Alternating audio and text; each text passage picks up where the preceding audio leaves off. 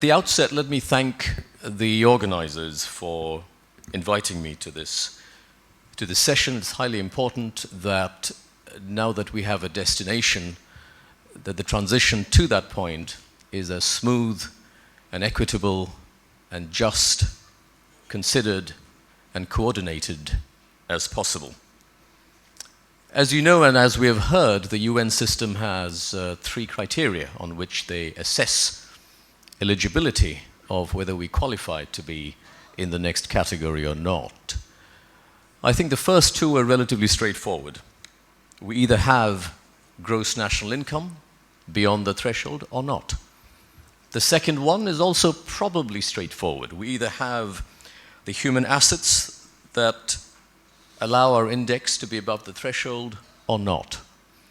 But it's probably the third one that needs the most amount of pondering, the vulnerability index.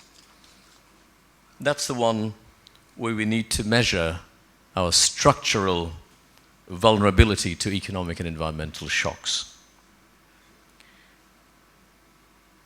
So it's highly desirable for many reasons that we do graduate to the next level. There are non-economic reasons. There are issues of identity, of prestige, a sense of who we are, how we wish to be perceived in the world at large, the standards that we wish to maintain, the concepts of human dignity and social security, and all of those things that we should aspire to as a society.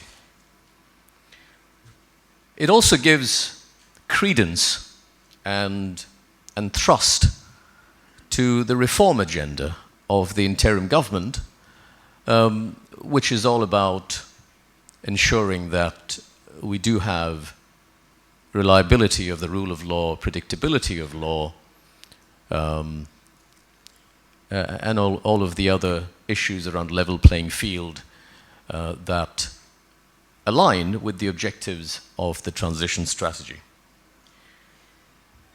But the reform agenda is also about due process. So we don't jump into things because it's instinctive or it's emotionally desirable.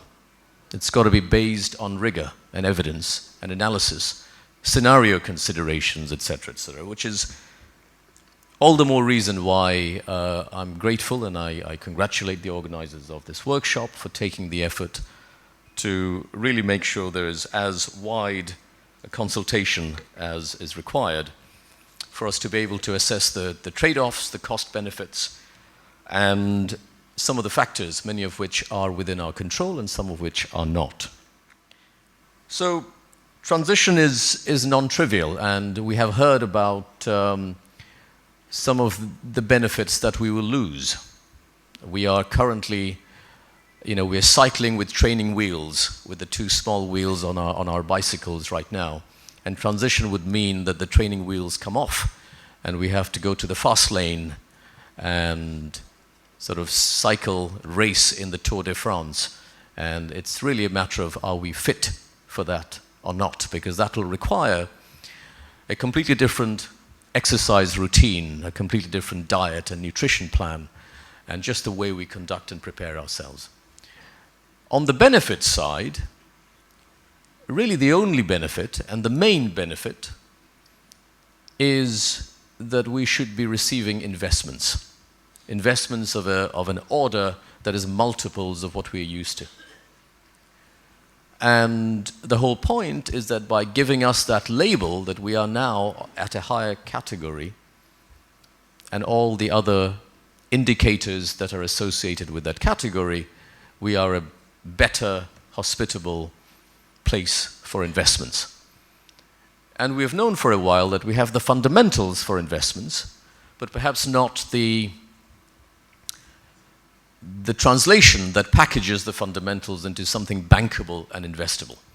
So really the cost-benefit analysis boils down to whether we are able to make us investable in the time frame required to be able to reap the benefits of graduation. In many ways, the opportunity to graduate is a gift. Whether we are able to benefit, accept that gift and benefit from it is entirely up to us on whether we can make the investment environment better or not. And that needs to be approached without prejudice, without emotion, with analytical rigor. So the STS draft, thankfully, has been prepared with extensive consultations, with recommendations of subcommittees and multiple workshops and seminars, and I'm sure the output of today's work will also be incorporated in that. Implementation is key, and I hope that as and when we have a strategy that we can all agree on, that we will be approaching the implementation of that strategy with tremendous focus, sincerity, and intellectual honesty. So I'd like to express my thanks again to the UN, CDP, who have contributed to the preparation process, ERD for coordinating all of the issues related to graduation, and I wish you all the best and success at this workshop today. Thank you very much.